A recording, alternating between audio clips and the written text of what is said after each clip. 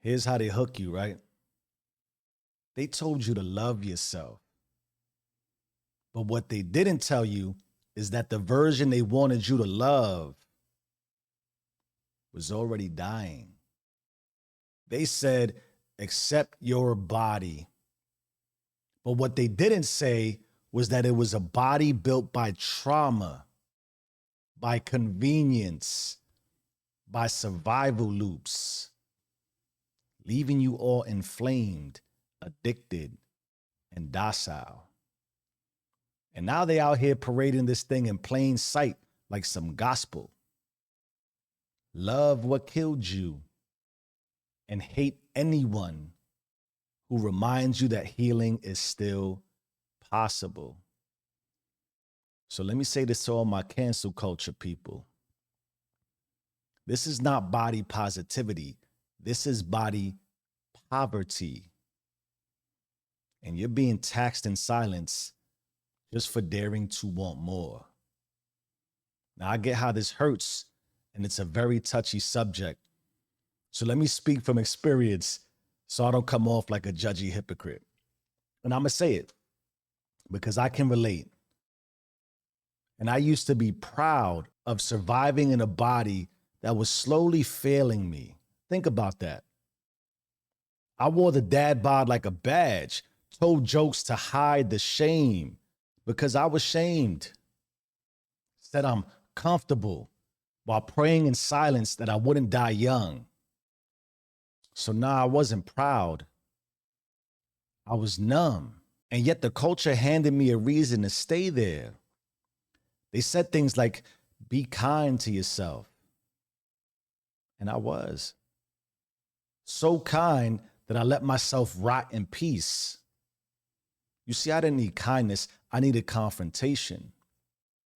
I needed God to show me the altar I'd built with my own appetite. Now picture this, because I want you to see how this works. Imagine yourself standing before a mirror, but it's not just any mirror, because it's Do You rules, and I'm Cliche Jeff. This mirror is digital, filtered, curated, connected to the cloud of public affirmation. And here's the catch. The mirror will adjust based on how many likes you get. You ready? Gain 10 pounds, it smooths the curve. Lose muscle tone, it highlights your smile instead. You see, every flaw gets softened, every line gets blurred until one day you no longer recognize the person who's dying inside. Because now the mirror doesn't reflect your truth. It reflects what the algorithm told you was okay.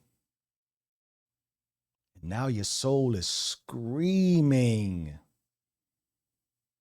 this isn't me. But the world replies, you're beautiful. You're brave. Please don't change. And somehow you are hyped, accepting. But that's not affirmation. That is permission to perish painfully and slowly. You see, they dressed decay in affirmation and called it self-love. They told you the war for your body was compassion. But this was not kindness. It was control. So let's break this thing down piece by piece and talk a bit deeper about what I call the spiritual anatomy of body poverty. Let's start off the rip. Let me tell you how it begins. It all starts with disconnection. Body poverty isn't about size. It's about exile. It's when the body becomes a stranger you tolerate instead of a temple you govern. So the form remains, but the fellowship, the connection, the spirit to it is gone. From there, they learn how to hide neglect and empathy. The culture calls it acceptance, but it's used to avoid accountability. And they'll never admit the truth because it's not in their benefit.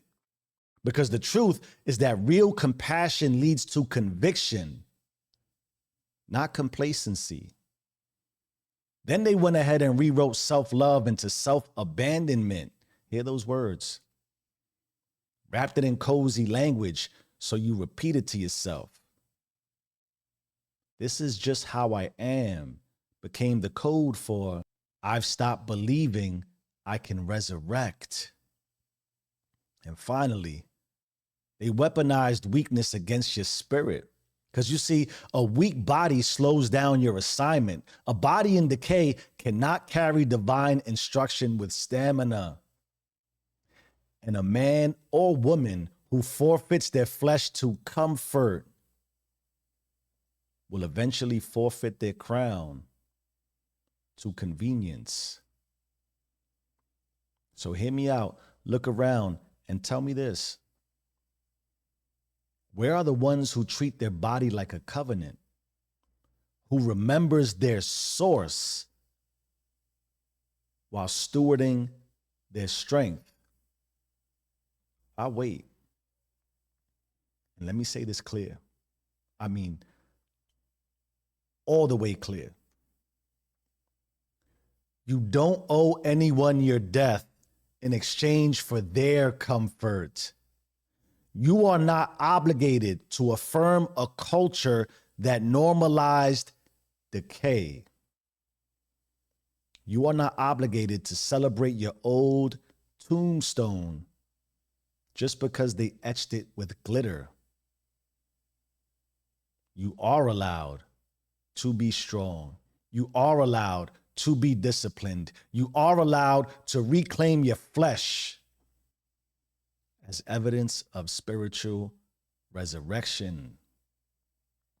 Hear me clear, my beautiful people. Your body is a sermon, not a sympathy post. And every meal, every workout, every refusal, every reset, that is praise in motion. And since I still got your attention, let's bring this home together with a prayer to our God, the infinite. My God, thank you for this body, even when I mistreated it, even when I numbed it, even when I dressed it in denial and called it acceptance. Let this flesh become evidence of resurrection. Let my hunger be holy. Let my sweat be sanctified.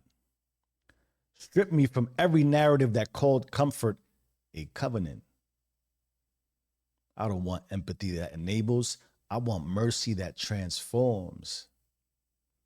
Yeah, let the world call it arrogance. I call it ownership. I call it stewardship. Let the world call it toxic. I call it truth. The body is not a curse to accept. It is a temple to command. And I am not dying for applause anymore. I am living for myself. I am living for obedience. You own it or be owned by it. You either run the system or the system runs you. Change your mind, change your life. I am who I say I am. Do you and stay rich.